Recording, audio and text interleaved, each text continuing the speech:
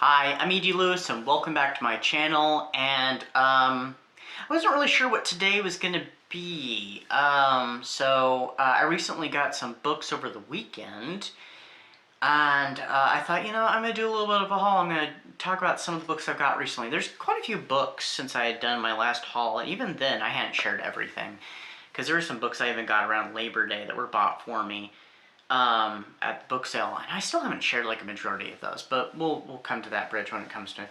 And I also have gotten a lot of Kindle books. In January I got a lot of Kindle books because I got a gift card for Amazon as a gift in December, and there's like one thing I had to get right away, and I've had to put it on hold because it's kind of hard for me to read the Kindle stuff right now.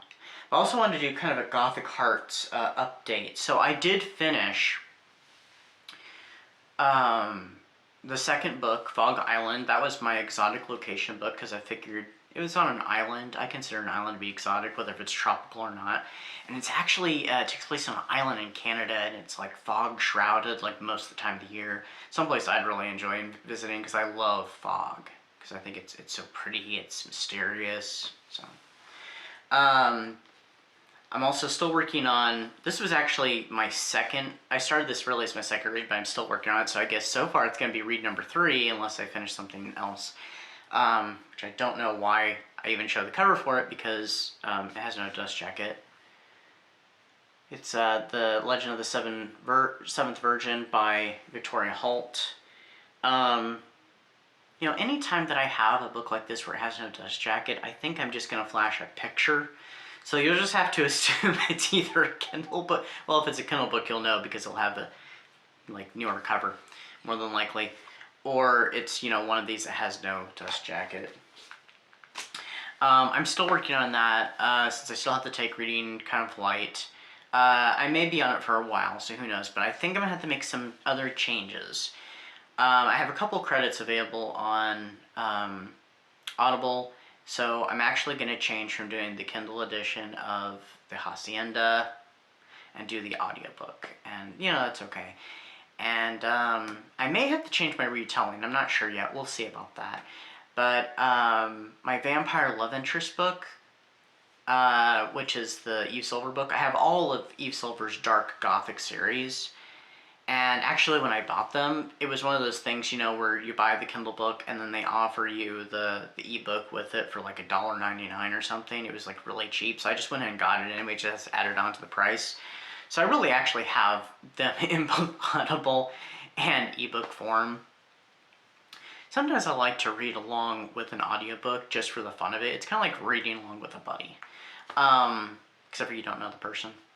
So I may switch. So it's a good thing to have the audiobook for that, apparently. I may try to read along with the audio, but I'm not sure how well that'll go. But anyway.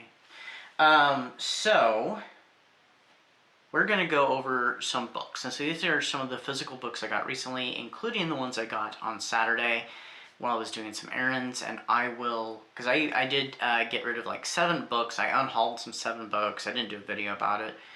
And I got 5 books. So, only cost me 40 cents.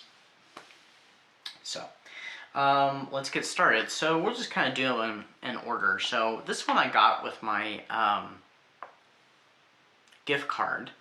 And this book I had seen on eBay back when I was in college. I was kind of interested in it. And it is Ghost Kisses, Gothic Gay Romance Stories by Gregory L. Norris. So, and also it's Gothic Hearts, so it works out perfectly. It's Gothic Hearts month, so.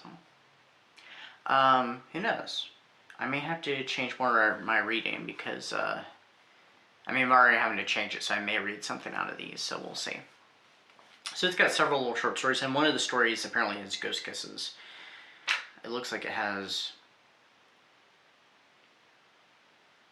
like 11 stories in it, so anyway. Okay, so next up, I received these from a very good friend of mine, Nemiria at The Secret of Nim, and she read, I think it was it last month? I think she read this book. Not last month, sorry, December. It's not January, Edie. She read the first book. She actually had these two books, and she had the prequel. She read the first book. She didn't like it, but she loved the prequel. So she asked me if I would be interested, since I said I need to check out these books sometime. They've been kind of on my radar for a while, but I haven't, gotten to it. So she sent me the Haunting Adeline series. So these are hefty books too. Book 1, Haunting Adeline. They're kind of dark romance, I guess. And, they're dark romance, they're horror, they're gothic romance, gothic horror. I'm like, I don't mind dark romance, so I mean, hey, why not? And then here's book 2, Hunting Adeline, and it's a little heftier. But I recently, when I was in a bookstore about a month ago, I'd actually seen both covers side by side. I'm like, wow, they really do look very similar to each other. I'm like, I mean, there is some obvious differences, but at first glance, I had to do a double take. I think it's because of the typeface and the little design at the top and the skull. Just kind of made me do a double take. I'm like, oh yeah, that is book 2 and book 1 and book 2. And they have a 1 and a 2 on the sides. So, I don't know when I'm going to get to those, but I will get to them. And they're kind of hefty, so they may take me a while. Hopefully I'll be back to normal reading too, but even then it may take me a while. Alright, here are the books that I got the other day, Saturday. And they're in no particular order. You know what, let's do it let's start at the bottom of the stack and work our way up. So, here's the first one. It was actually the first one I picked up. And it's an Anne Maybury book. I have a couple of her books. This is Jessamy Court. And what drew me to this book was not just the cover is gorgeous, but look at this. I have no idea what that sound is outside, if you can hear it. It has die cut and step back art. And we have a mysterious man standing out here, as you can see. Yeah.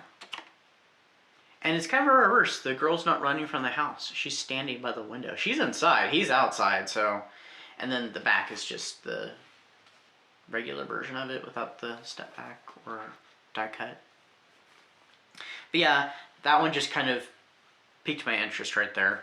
And I did go onto Goodreads briefly, look at this book, and out of all the covers I saw on there, this is the most interesting one. So I'm like, oh, I'm glad I got that cover.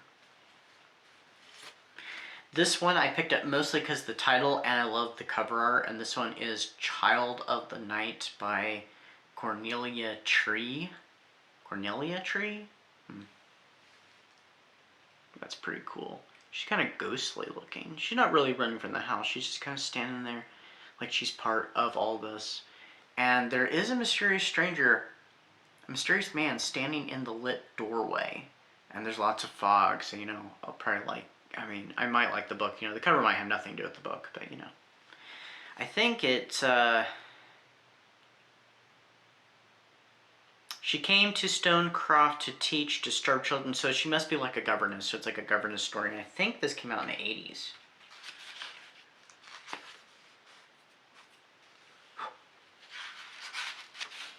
There's a little bit of paper for when I wiped off the book, so... yeah, 1982, 1983 was Bantam. So yeah, from the 80s, so it's an 80s Gothic. Alright, next up, we got only these last 3. This one I picked up mostly because the cover, and it was one of those queen-size Gothics. And I don't have too many of those queen-size Gothics. So this is Of Love Incarnate. You hear that title. I'm sure you're not thinking what the cover will look like, though. Look at this cover. That is gorgeous. She is running in terror from that castle. I would never have guessed just from the title. I saw the title, and I was just like, what's this one? And it's Popular Library. Pull it out, and I'm like, oh yeah, I'm getting that for sure. I have to get that book. Just for the cover alone, if anything. So I don't even know if I'll like it or not. And I'm thinking this one is like from the 70s. Mid-70s, yes, 1976. Yeah. Ooh, this one even has the real author's name. So this author is Jane Crowcroft. The real author's name, it says copyright 1976 by Peter Crowcroft. So he used the name Jane instead of Peter. So that does happen in a lot of those Gothics from the 60s and 70s. A lot of times it was men writing under women's names. So it did happen sometimes it was female writers like Anne Maybury. Alright, this one I pulled out because I loved the cover also. It's a Moonstone Gothic, The Touch of Evil by Lydia Colby.